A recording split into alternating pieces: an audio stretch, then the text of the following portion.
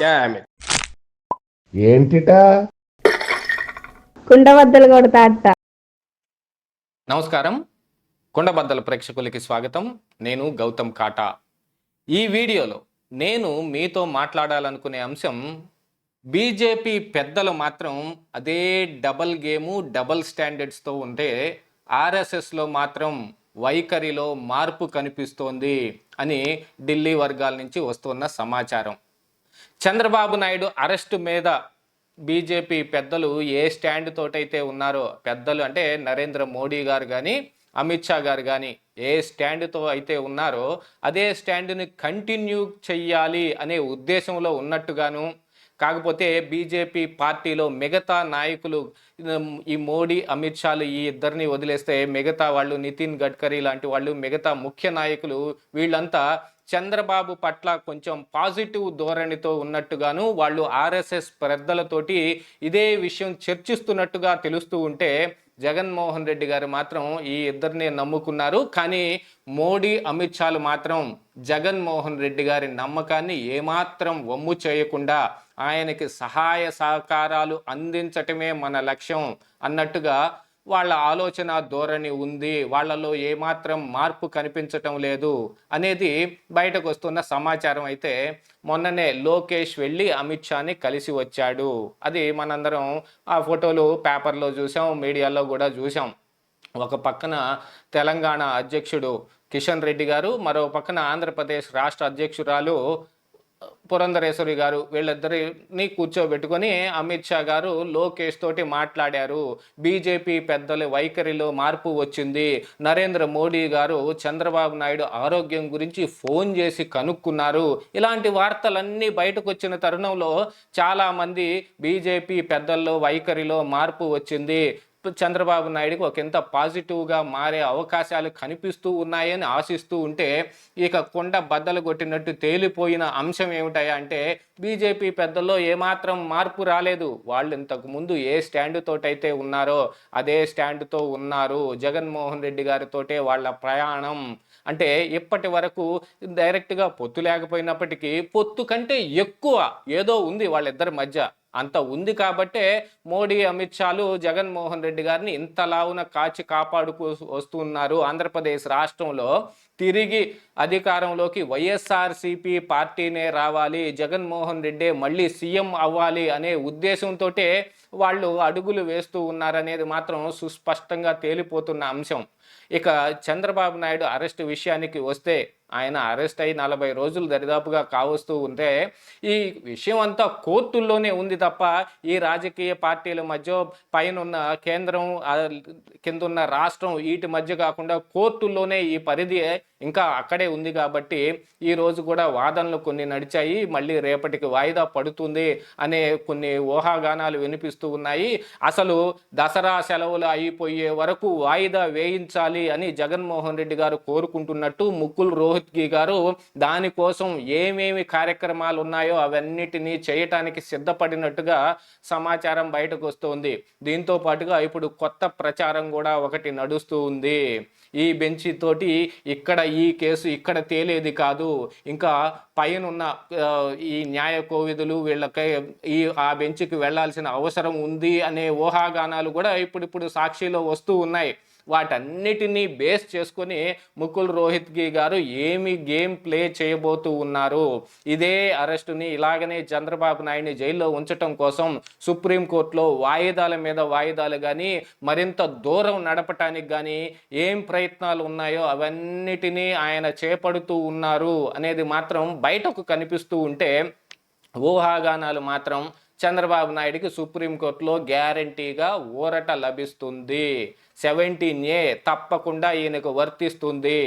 అలాగనే ఈయన appointing authority అయిన గవర్నర్ గారి పర్మిషన్ తీసుకోకపోవటం అంటే ఇక అక్రమ అరెస్టే. దాంతోపాటుగా ఈ అరెస్ట్ చేసిన సిఐడి చీఫ్ సంజయ్ మీద కూడా తెలుగుదేశం పార్టీ కేంద్ర హోంశాఖకిను డిఓపిటీలోనూ అక్కడ ఈయన మీద కంప్లైంట్ ఇవ్వడం జరిగింది. దాని మీద కూడా ఇంటర్నల్ ఎంక్వైరీ జరుగుతుంది అనేది ఒక సమాచారం బయటకు వచ్చింది. ఆ సమాచారం ఏనాడైతే బయటకు వచ్చిందో ఆ రోజు నుంచి సంజయ్ గారు కొంచెం ఆయన మల్లగుల్లాలు పడుతూ ఉన్నట్టు, నా మీదకి ఏదో రాబోతోంది అని అసహనంతో ఉన్నట్టుగా కొంతమంది వార్తలు బయటకు అందిస్తున్నప్పటికీ కూడా సిఐడి చీఫ్ సంజయ్ అలాగా ఏమీ కనిపించటం లేదు. బయటకు కనిపించే విషయంలో మాత్రం ఆయన స్టబరన్గానే ఉన్నట్టు, చంద్రబాబు నాయుడు అరెస్టు మీద ఇంకా ఏదో ప్రయత్నాలు చేసి ఆయన దోషిగా నిర్ధారించడానికి కావలసిన ఆధారాలని సంపాదించడం కోసం వేరే వేరే మార్గాలన్నిటిని కూడా అన్వేషిస్తున్నాడు. అందుకనే ఆయన ఇప్పుడు బయటకు కనిపించటం లేదు అనే విషయం కూడా కొంత సమాచారం బయటకు ఉంది. ఇక సంజయ్ గారు ఎన్ని వెతికినప్పటికీ ఏమీ లేనిది ఎక్కడి నుంచి దొరుకుతుంది. కానీ ఏదో ఒకటి పుట్టించే అంశం కోసం ఇప్పుడు మొన్న సుప్రీంకోర్టులో గనక 17A మీద వాదనలు జరిగితే ఇదంతా 2018 కంటే ముందే ఈ కేసు పెట్టబడింది కాబట్టి ఈ 17A వర్తించదు, ఈ అమెండ్మెంట్లన్నీ చంద్రబాబు నాయుడుకి వర్తించవు, ఈ కేసుకు వర్తించవు అనే విషయాన్ని ఎక్కువగా ప్రొజెక్ట్ చేస్తూ ఉన్నారు. కానీ సుప్రీంకోర్టు మాత్రం ఈ కేసు ఒక పర్టికులర్ విషయం మీద కాకుండా ఈ అంశం మొత్తం మీద వ్యక్తి బేస్ మీద ఈ కేసు నడుస్తూ ఉన్నట్టుగా ఈయనకి ఇది వర్తిస్తుందా వర్తించదా అనే విషయాన్ని కూడా వాళ్ళు పరిగణలోకి తీసుకున్నట్టుగా వాళ్ళ కామెంట్స్ ద్వారా తెలుస్తూ ఉన్నాయి. ఎందుకంటే 2018లో చేసిన అమెండ్మెంట్ ప్రకారంగా ఎక్స్ సీఎం కూడా ఈ 17A వర్తిస్తుంది అనేది సుస్పష్టంగా తేలిపోతుంది. దానికోసమే ముకుల్ రోహిత్గి కూడా ఈ కేసు 2018 కంటే ముందునే పెట్టబడింది, ముందు నుంచే జరిగింది, కొన్నాళ్ళు ఈ క్రైమ్ ఎప్పుడు జరిగితే అప్పుడు జరిగిన దానికి ఈ కేసుకి 17A వర్తించదు, ఈ అమెండ్మెంట్స్ వర్తించవు అనే వాదనని ఒకంత పక్కన పెట్టి ఇప్పుడు ఏం ప్రయత్నాలు చేస్తూ ఉన్నారు అని అంటే ఈ కేసు 2018 కంటే ముందు నుంచే ఉంది అనేది ప్రూవ్ చేసే కార్యక్రమంలో ఉన్నారు. కాకపోతే దానికి తగ్గట్టుగా ఏ ఆధారాలు లభించకపోవటం మూలాన రోహిత్గి గారు కూడా ఒకంత వెనుకంజ వేసినట్టుగానే కనిపిస్తోంది. కానీ ఎన్నో కారణాల దృష్ట్యా ఈ కేసుని ఒకళ్ళ వాదన విని తీర్పిచ్చే అంశము కాదు, మరొకళ్ళ వాదనలు విన్న తరువాత మళ్ళీ తిరిగి ఏం క్వశ్చన్లు రైజ్ అవుతాయి అనే విషయాన్ని కూడా చూసుకోవాల్సిన అవసరం ఉంది. సుప్రీంకోర్టు కనుక ఒక తీర్పు ఇస్తే మొన్న ఇక్కడ ఏపీ హైకోర్టులో వచ్చినలాగా కాకుండా సుప్రీంకోర్టులో వచ్చే తీర్పులు రేపు మాన్యుమెంటల్ జడ్జిమెంట్స్ అవుతాయి కాబట్టి అనేక కేసుల్లో ఉదహరించుకునే అవకాశం ఉంది. కాబట్టి ఇంతకు ముందు ఇదే 17A మీద ఏమేం తీర్పులు ఇచ్చారో వాటన్నిటినీ ఈ కేసులో కూడా ఉదహరిస్తూ ఉన్నారు. కాబట్టి దాని ప్రకారంగా 17A అప్లై అయ్యే విధంగానే ఉందని జడ్జీలు కూడా కామెంట్ చేస్తూ ఉన్నారు. కాబట్టి రోహిత్గి గారు ఎలాగోలా దీన్ని కొంత ప్రవాంగుడిగా ఎక్కువ కాలం చంద్రబాబు నాయుడు జైల్లో ఉండటం కోసం జగన్మోహన్ రెడ్డి గారు ఏం కోరుకుంటున్నారో అది నెరవేర్చడం కోసం ఆయన బహు ప్రయత్నాలు చేస్తున్నట్టుగా కనిపిస్తోంది. ఇక రాజకీయపరమైన అంశానికి వస్తే బీజేపీ పెద్దలతోటి లోకేష్ ఎప్పుడో అపాయింట్మెంట్ కోరుకున్నాడు.